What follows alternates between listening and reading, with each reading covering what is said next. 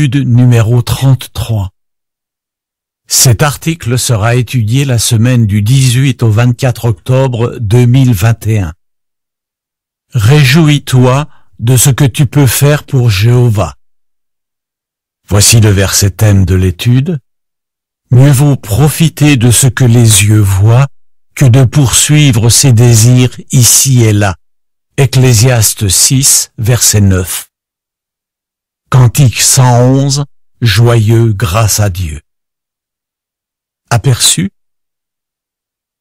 Nous aimons Jéhovah de tout notre cœur, et nous avons le désir de lui donner le meilleur de nous-mêmes. C'est pourquoi beaucoup veulent faire plus dans le ministère ou se qualifier pour être davantage utilisés dans l'assemblée. Mais si, malgré nos efforts, nous n'arrivons pas à atteindre certains de nos objectifs, comment rester bien occupés au service de Jéhovah et ne pas perdre notre joie?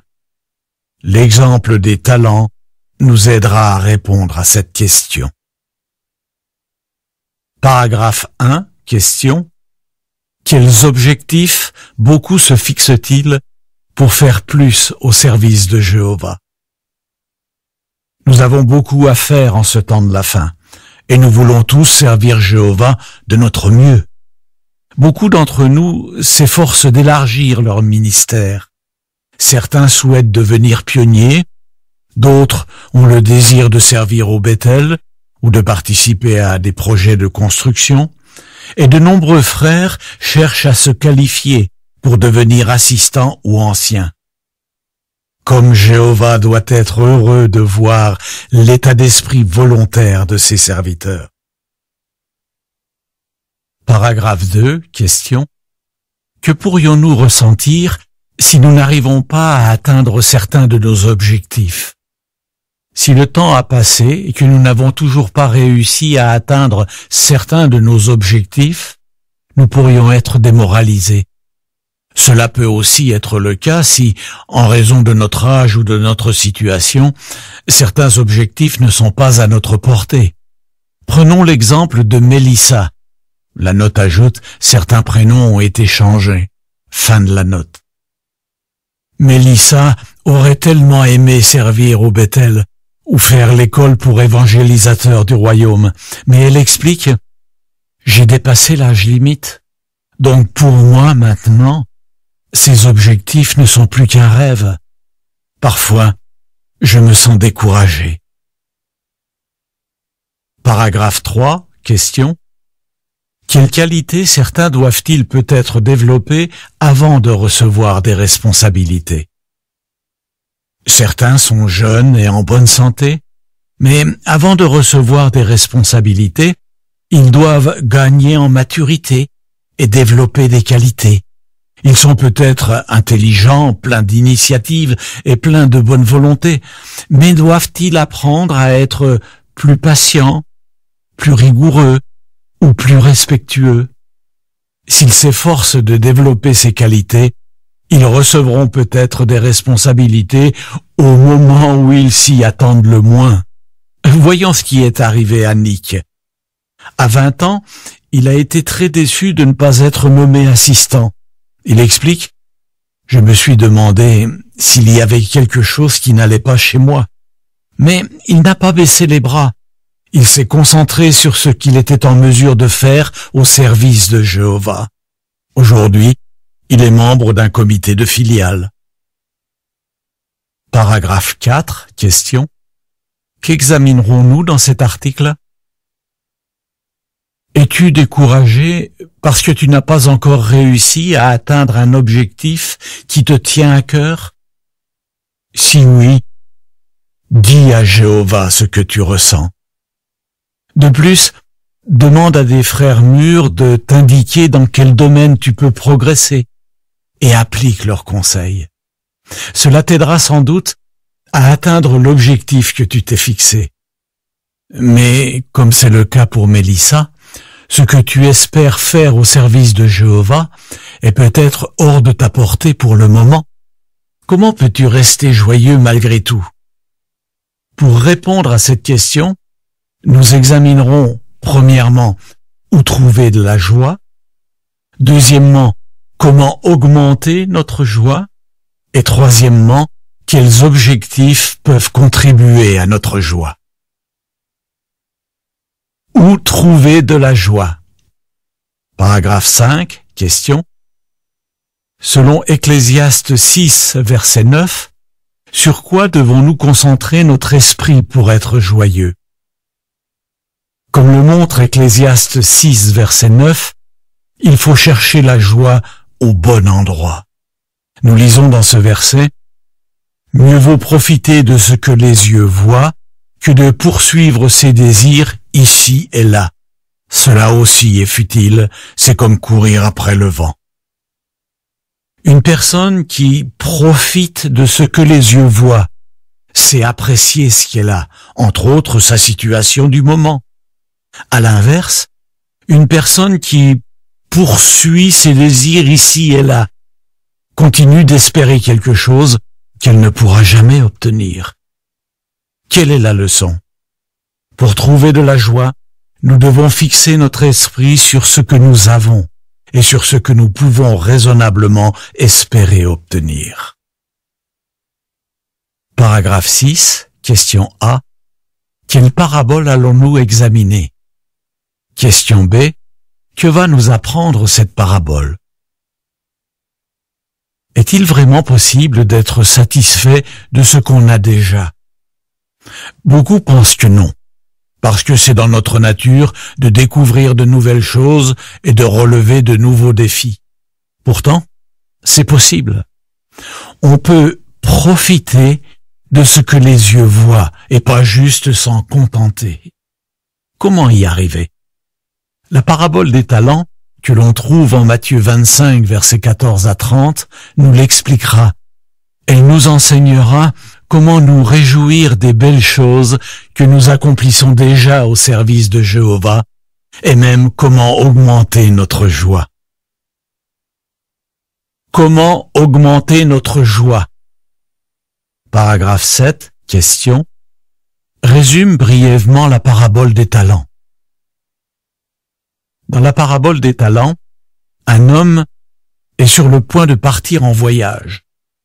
Il appelle ses serviteurs et leur confie des talents afin qu'ils fassent des affaires pour lui.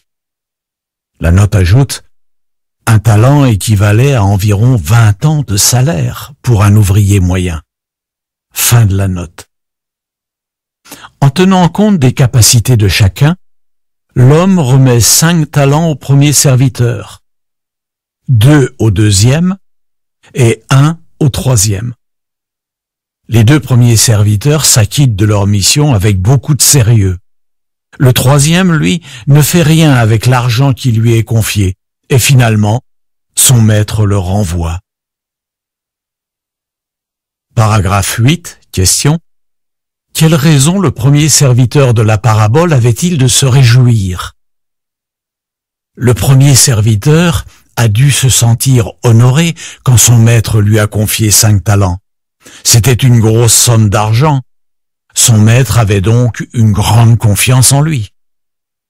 Et le deuxième serviteur, il aurait pu être découragé d'avoir reçu moins de talents. Mais voyons comment il a réagi. Paragraphe 9, question. Quelle réaction le deuxième serviteur n'a-t-il pas eue? Matthieu 25, versets 22 et 23. Nous lisons en Matthieu 25, versets 22 et 23.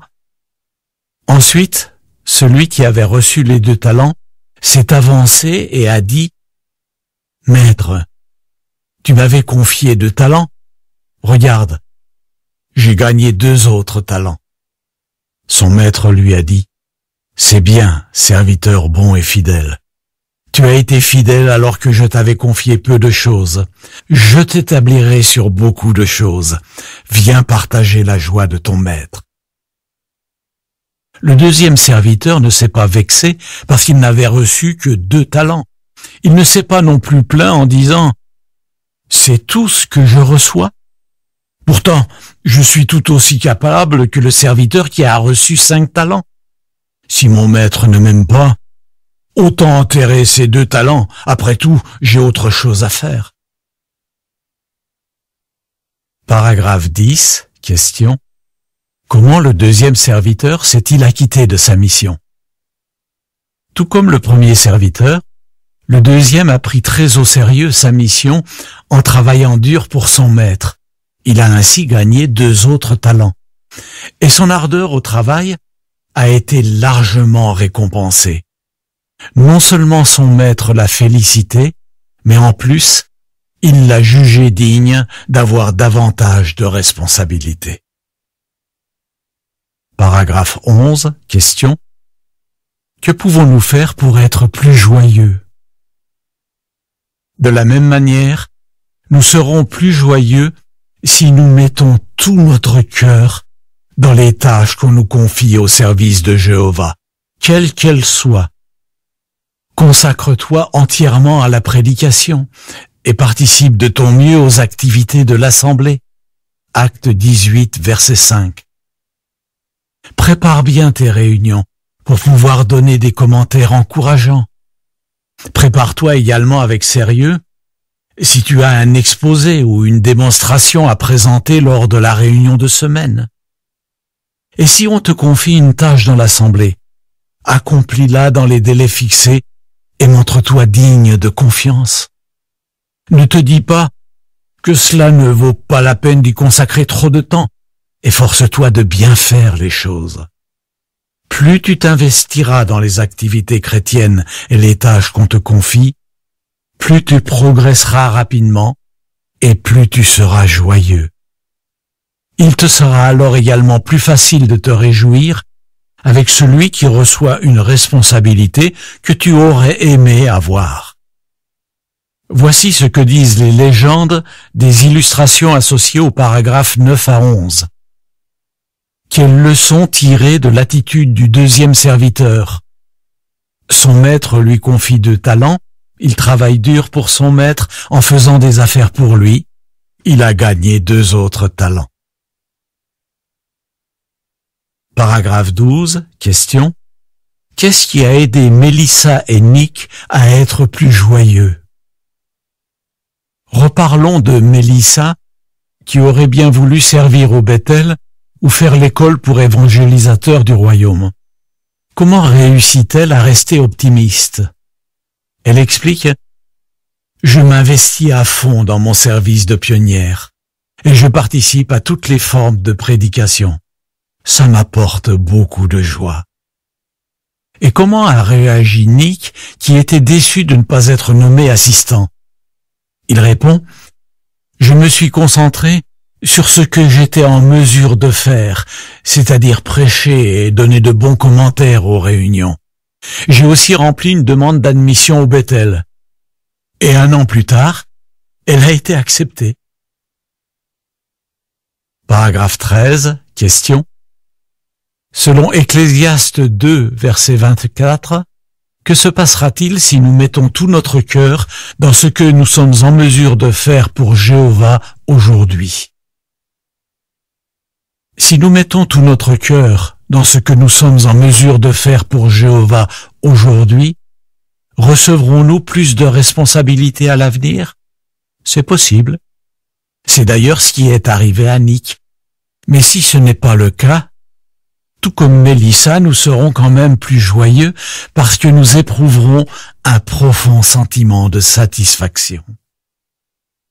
Nous lisons en Ecclésiaste 2, verset 24, « Il n'y a rien de mieux pour un homme que de manger et de boire et de trouver du plaisir dans son dur travail. Cela aussi, je l'ai compris, vient de la main du vrai Dieu. » De plus, nous serons très heureux de savoir que notre Maître Jésus-Christ apprécie les efforts que nous fournissons. Des objectifs qui contribuent à notre joie. Paragraphe 14, question. Pourquoi ne faut-il jamais cesser de se fixer des objectifs spirituels? Comme nous venons de le voir, nous devons concentrer nos efforts sur ce que nous sommes en mesure de faire actuellement. Mais cela veut-il dire que nous ne devons pas nous fixer de nouveaux objectifs? Surtout pas. Il nous faut toujours chercher à devenir plus efficaces dans le ministère et à manifester plus d'amour à nos frères et sœurs. Nous y arriverons si ce qui nous motive, c'est le désir de servir les autres et non nos propres intérêts.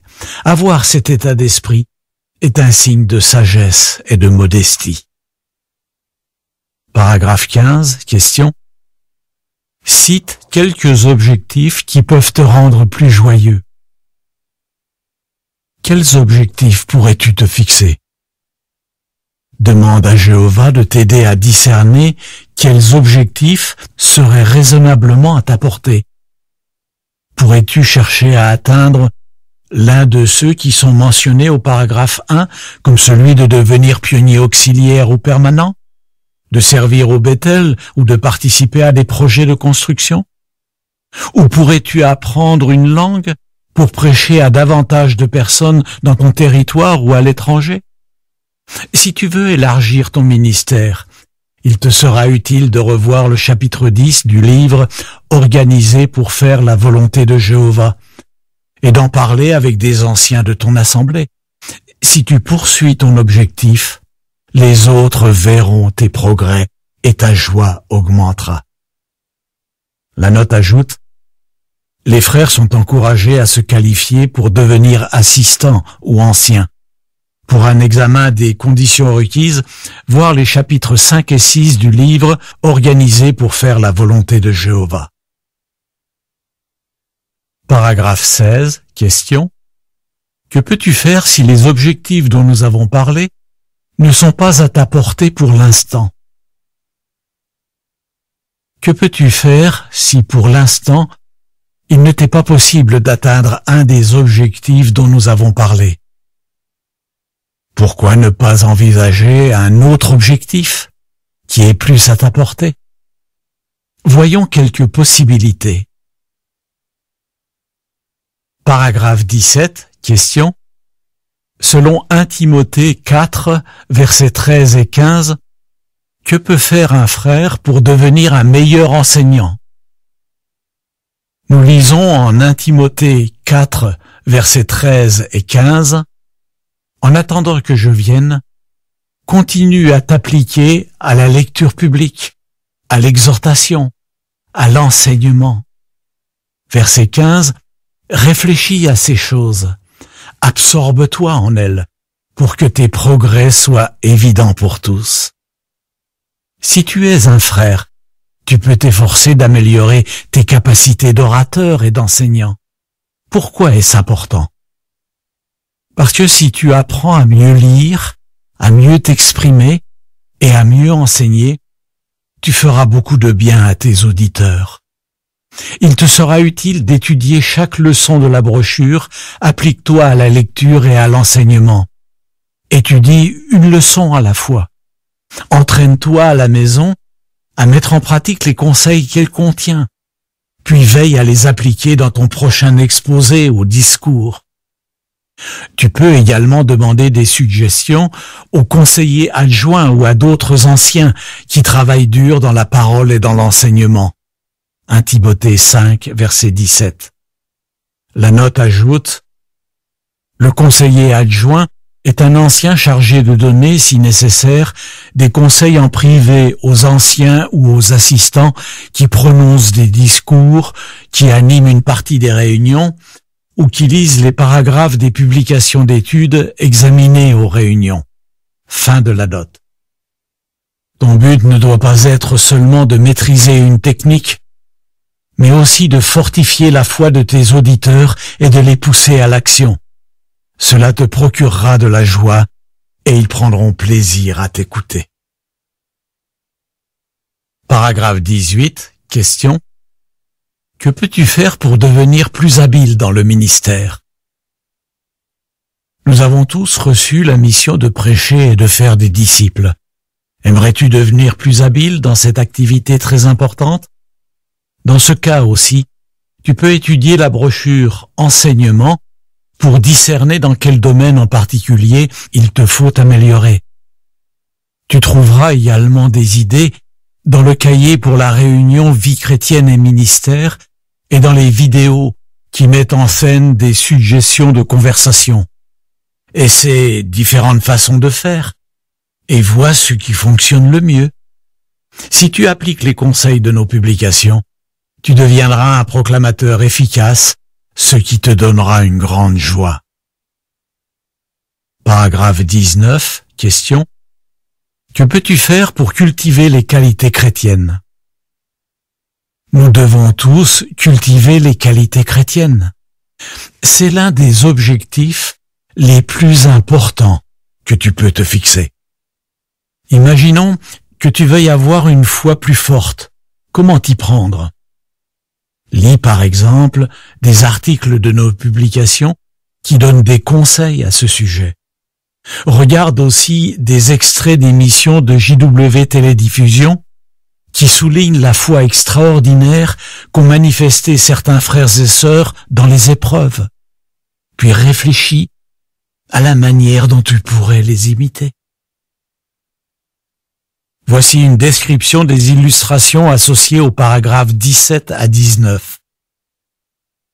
Un frère qui veut devenir un meilleur enseignant fait des recherches dans nos publications.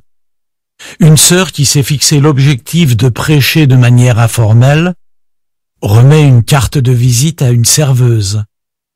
Une sœur qui s'est fixé l'objectif de cultiver une qualité chrétienne offre un cadeau à une autre sœur.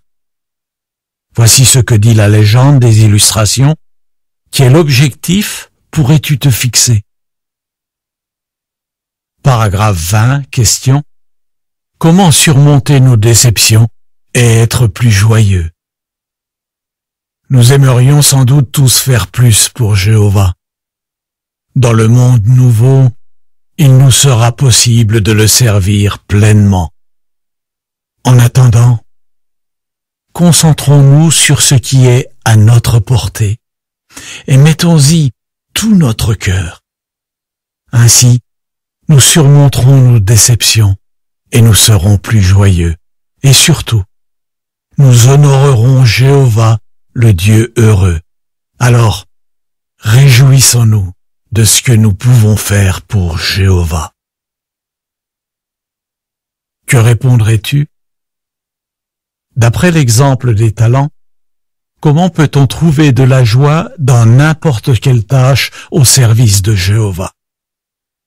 Que peux-tu faire pour devenir un meilleur enseignant? Quels objectifs à ta portée peux-tu te fixer? Cantique 82, que notre lumière brille. Fin de l'article.